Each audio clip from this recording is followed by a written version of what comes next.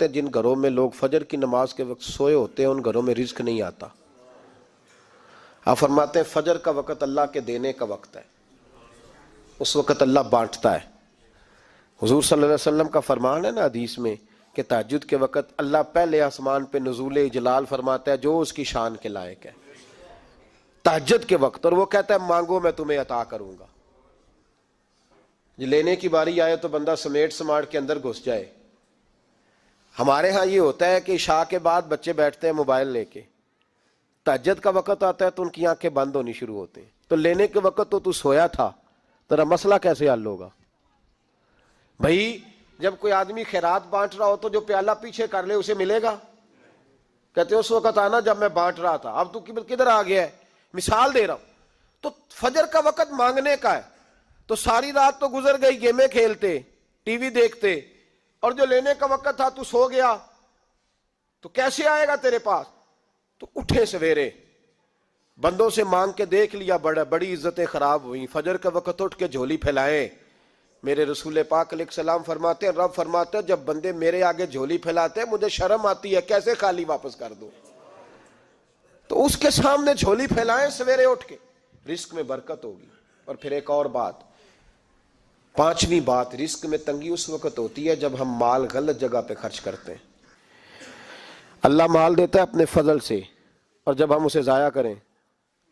مثال دیتا ہوں، میرے پاس ایک شخص نے آ کے کہا حضرت جی بچی کی شادی ہے، یا میرا گھر میں کوئی بیمار ہے، یا بڑی آزمائش ہے، 10,000 کی ضرورت ہے. میں نے تھما دیا اس کو. پھر مجھے بعد میں پتا چلا کہ وہ تو عیاشی کر رہا ہے پیسوں سے، وہ تو چلا گیا کہیں گھومنے اور فلاں ہوٹل میں، مہنگے ہوٹل میں بیٹھ کے کھانا کھا لیا. تو میرے دل پہ کیا گزرے گی اس شخص کے بارے میں؟ بلا مثال و بلا تشبیہ سمجھانے کے لیے اللہ نے مال دیا فضل سے، اور اگر عیاشیوں میں لگا دیا. صوفیاء فرماتے ہیں کہ اگر ایک دھیلا تو حرام جگہ پہ خرچ کرے نا، ایک دھیلا، تو 1,00,000 دینار کی برکت تیرے گھر سے اٹھ جاتی ہے. ایک دھیلا حرام جگہ پہ. یہ جو گویوں پہ پیسے پھینکتے ہو حلال ہے؟ چلیں بینڈ باجا تو شادی پہ آپ نے اپنی مرضی سے بند کرنا ہے یا بجانا ہے، لیکن گویوں پہ جو پیسے پھینکتے ہو جائز ہے؟ بولے.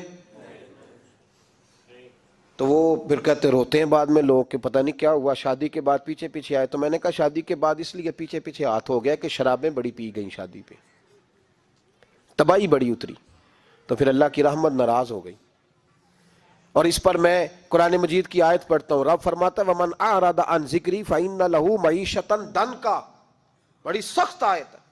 وَمَنْ أَعْرَضَ عَنْ ذِكْرِي، فرمایا جب تو میرے تذکرے سے، میرے ذکر سے منہ پھیر لیتا ہے، فَإِنَّ لَهُ مَعِيشَةً ضَنْكًا، تو میں تیری معیشت کو، تیرے رزق کو تنگ کر دیتا ہوں. پھر تیری زندگانی تنگ ہوتی. اور جس کی زندگی اللہ تنگ کرے اس کی کوئی کھول سکتا ہے؟ کہتا ہے بڑی جگہوں پہ گیا ہوں، بڑی پھوکے مروائی، بڑے دم کرائے، حالات صحیح نہیں ہوتے، تو مسجد آ کے توبہ کر.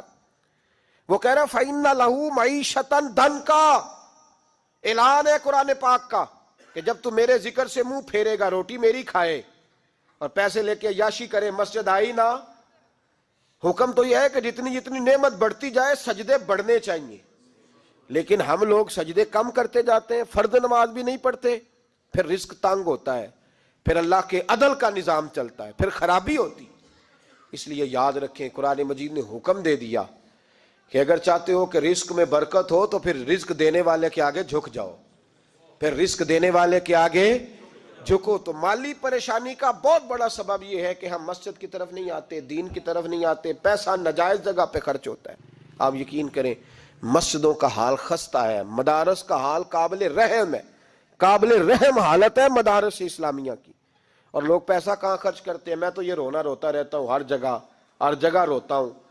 میں دنیا کے کسی پاکستان کے کونے میں بیٹھتا ہوں تو روتا ہوں. ایکٹر پل گئے، اور اہل سنت کا تو ویسے ہی اللہ حافظ ہے، قوالوں کی کوٹھیاں دیکھنے کے قابل ہے. اور نعت خواں جو سر سیکھتے ہیں رات کو کہیں بیٹھ کے اور صرف آواز سریلی ہے، ان کے مکان پجاروں دیکھنے کے قابل ہے. اور جس شخص نے ساری زندگی رسول اللہ کا دین پڑھایا ہے، ساری زندگی، شیخ الحدیث مزاج کے لوگ ہیں جن کی بیٹیوں کی شادیاں بھی ہونے والی ہیں.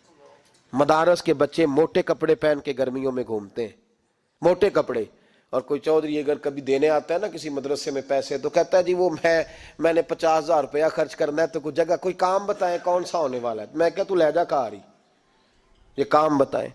اب کسی امام کی بیٹی کی شادی ہونے والی ہے تو پہلے تجھے جا کے بتائیں کہ وہ اس کو ہم نے خرچ کرنے.